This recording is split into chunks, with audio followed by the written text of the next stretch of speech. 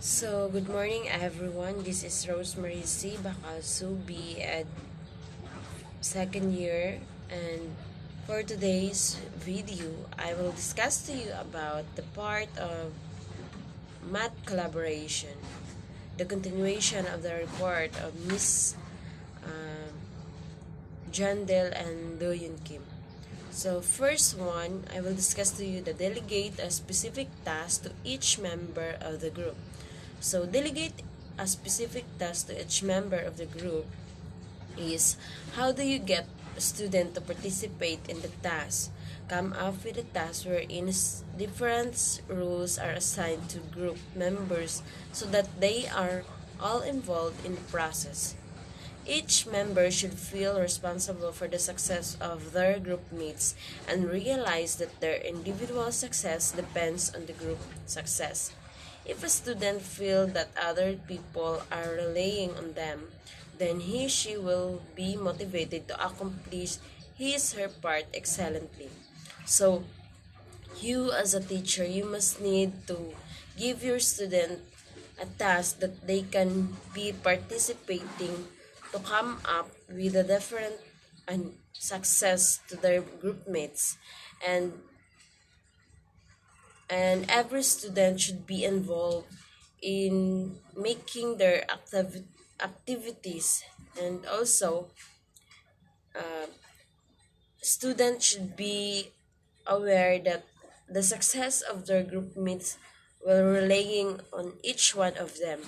Then if a student uh, know that the success of their group mate relying on each member of the group, so they perform it excellently and they will get success at all.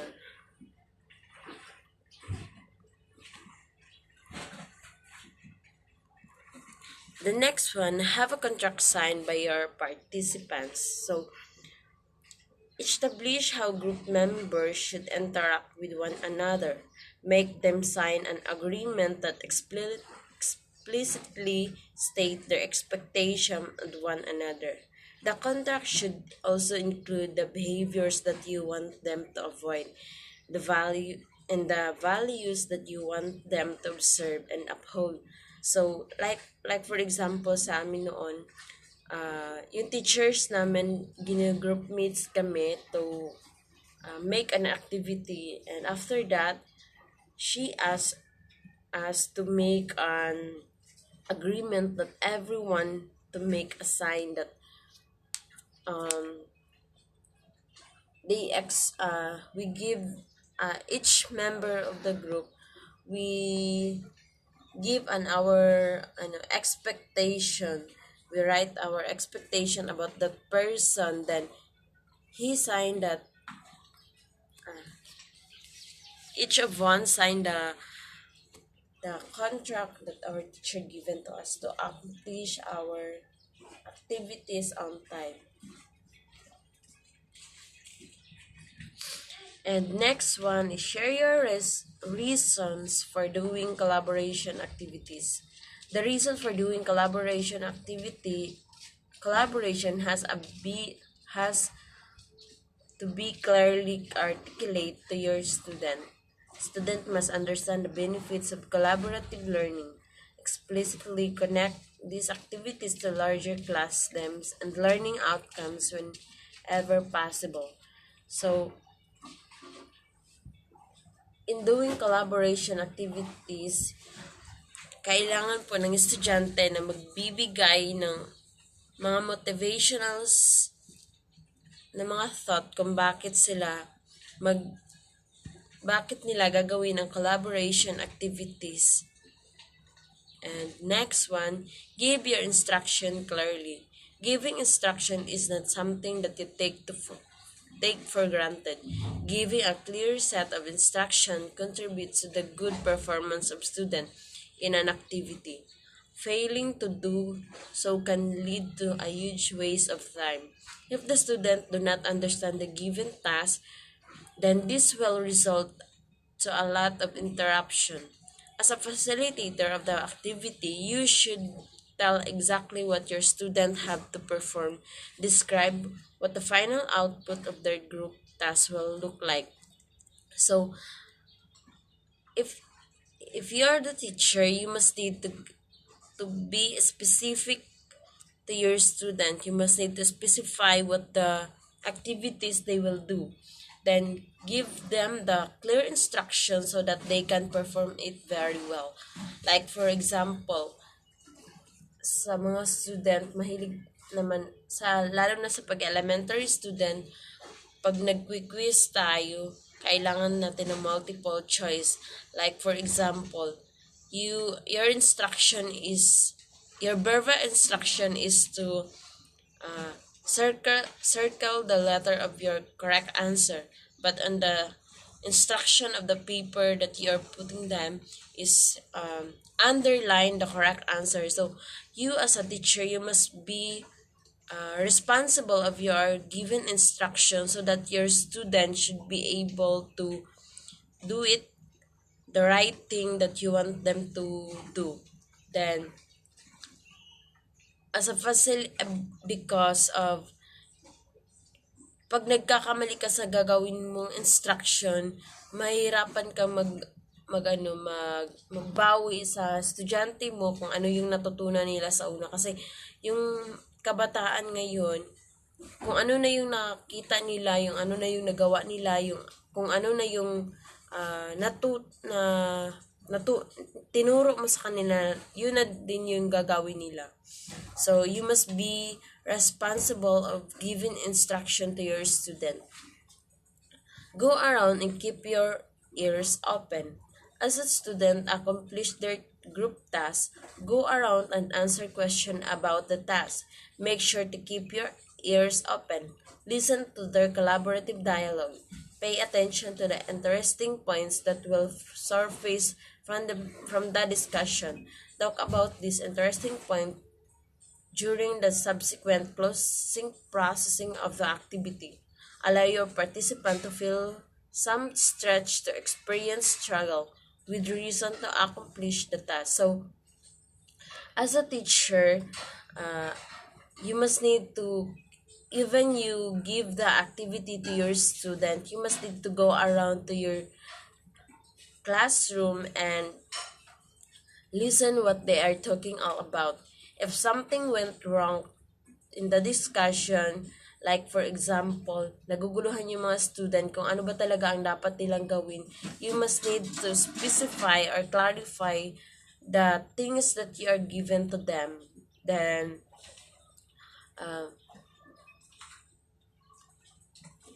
pakinggan mo rin kung ano yung mga pinag-uusapan nila, at after the activities happen, give them the appreciation of what they are talking all about. Like for example, sa teachers namin, pinagawa kami ng ano ba yun?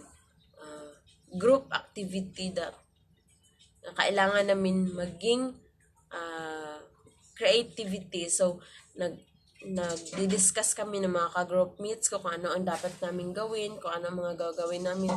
Then our teacher, there are some kung ano yung mga dapat namin gagawin. Then you as a teacher, you must need to be there during the activities, because some of the student can't understand clearly your instruction. Then some of them, you ask you what is the right thing to do. So you are there to answer this some of their questions. You must need to be present even you are given the activity, because some of the teacher, after nila magbigay ng mga activities sa estudyante, aalis na sa classroom, kung saan-saan na pupunta. But no, it's not the right thing to do. And next one, provide closure to the group activities.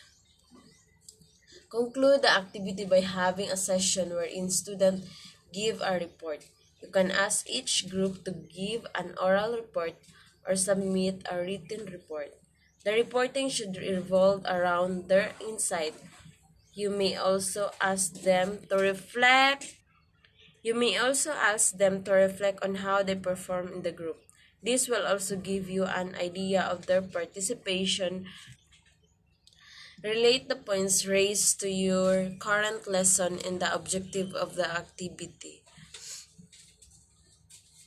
So, when the discussion conclude the upcoming activities that your student must need to report.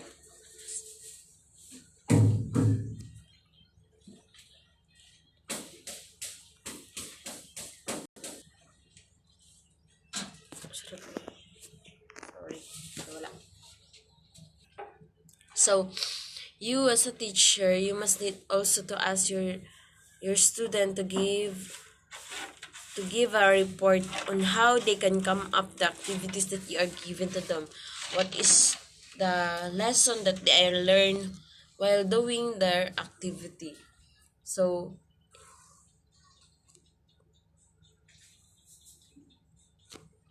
next one is the, okay, we are here the example of the activity. Activity jigsaw. In the jigsaw puzzle, each student holds a vital piece of the puzzle they need to assemble in order to complete the whole puzzle. In this collaborative activity, each member of the group will be given a task to perform rather. The goal of the group is to gather every member's input to come up with a final output. So we have here the topic, the graphical presentation of data.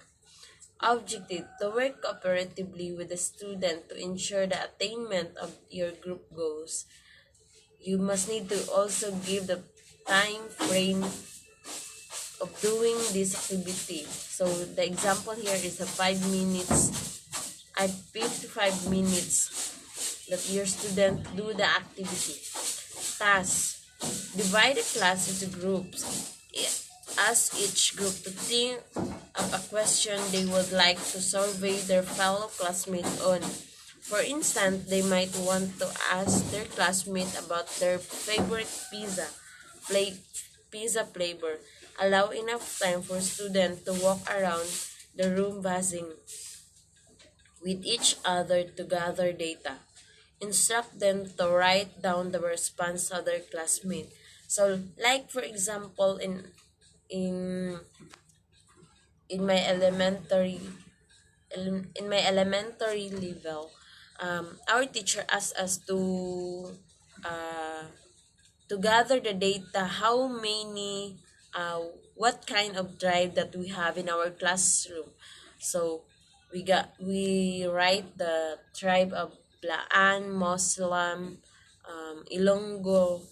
So in after the data gather, our group mates collect the data, then we present it to our teacher, and we give a comparison to the other group.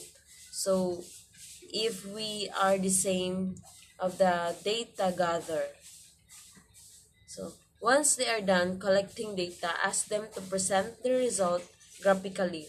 Remind them to label their graphs. They take a photo of each student graph, which you can later print out to create class collage to display. So you as a teacher also, you must need to have a compilation of your activities that your student do. So today's we have our assess activity.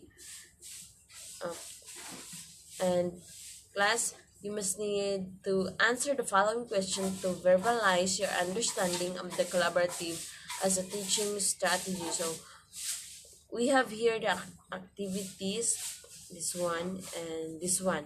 So first we have the number one, assessment.